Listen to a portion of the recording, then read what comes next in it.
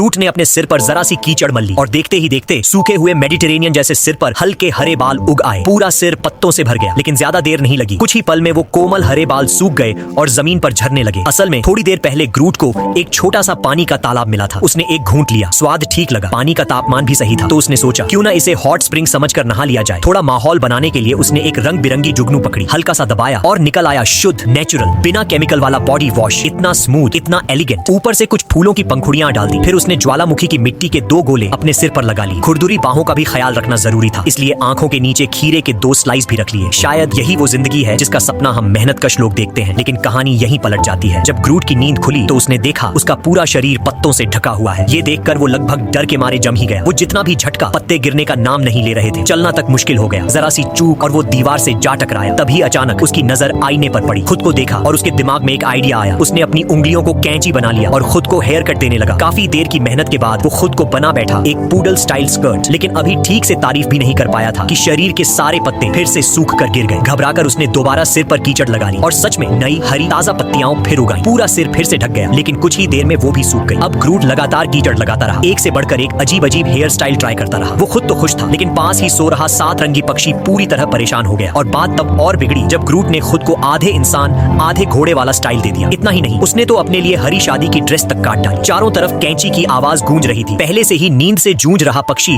अब पूरी तरह टूट चुका था। वो उड़कर सीधे ग्रूट के सिर पर आ बैठा और सारे पत्ते नोच डाले। नतीजा चमचमाता हुआ गंजा सिर। पक्षी जोर जोर से हंसने लगा और बोला, अरे गंजे, इतना सजने की क्या जरूरत है। ग्रूट ने उसे इग्नोर किया और फिर से तालाब की तरफ बढ़ा। लेकिन इस बार वहाँ पानी नहीं था, सिर्फ सूखी रेत बची थी। जैसे ही आखिरी पत्ती भी गिर गई, ग्रूट टूट गया। सूखे पत्तों को हाथ में लेकर उदास बैठ गया। तभी पेड़ से फिर वही हंसी आई। ग्रूट ने शरारती मुस्कान दी और अगले ही पल उसके सिर पर थी पंखों से बनी 7 रंगी विग और पेड़ के खोखले में एक बिल्कुल गंजा 7 रंगी पक्षी। शाम होने से पहले ग्रूट ने एक खाली जगह ढूंढी और छोटी लकड़ियों से एक घर बना लिया। कुछ ही देर में एक आउटडोर विला तैयार था, लेकिन अचानक कमजोर लकड़ी का घर जोर जोर से हिलने लगा। ऊपर चढ़ता हुआ दिखा एक लंबी नाक वाला विशाल चूहा। 4 दिन से भूखा, बस निगल जाना चाहता था। ग्रूट कूदकर नीचे भागा, लेकिन पलट कर देखा तो घर पर चूहे का कब्जा था। तभी एक विशाल गरुड़ आया और चूहे को उठा ले गया। घर भी बर्बाद हो गया। ये देख ग्रूट बेहोश हो गया, लेकिन जमीन के नीचे कुछ हलचल थी। पत्थर हटाया तो दिखी प्यारी सी विदेशी छोटी चींटियां, 2 दिन से भूखी। ग्रूट को भगवान समझ बैठी। ग्रूट उनकी भाषा नहीं समझ पाया। उसकी सांस तक उन्हें उड़ा देती थी। गलती से उसने एक पत्थर फेंका जो सीधा उनके घर पर गिरा। चींटियां डर गई, हथियार उठाए, लेजर तोपें चली, हवाई हमला हुआ। ग्रूट हारने ही वाला था कि तभी एक जोरदार गैस ने खेल पलट दिया। उससे एक पत्ती निकली जो सीधी चींटियों के घर गिरी। भूखी चींटियां खुश हो गईं। ग्रूट समझ गया। उसने पेड़ से पत्तियां तोड़ी और उन्हें खाने को दी, लेकिन गलती से वो उनके घर पर पैर रख बैठा। पछताकर उसने पत्थर से ढक दिया और चुपचाप चला गया। और किस्मत से चींटियां जिंदा बच गईं।